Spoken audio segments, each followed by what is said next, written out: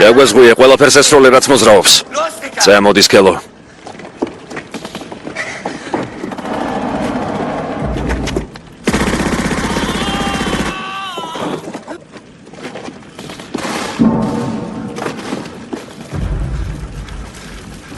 Dieter.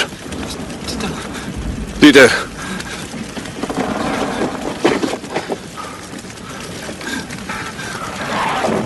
Ich hab ihn erschossen. მე მოვკალე. რას მომშტერები ხართ მესროლეთ? მე შეგაჩვენებ, როგორ უნდა სროლა. აქეთ გამოდი. ხელები მაღლა. ჩქარა.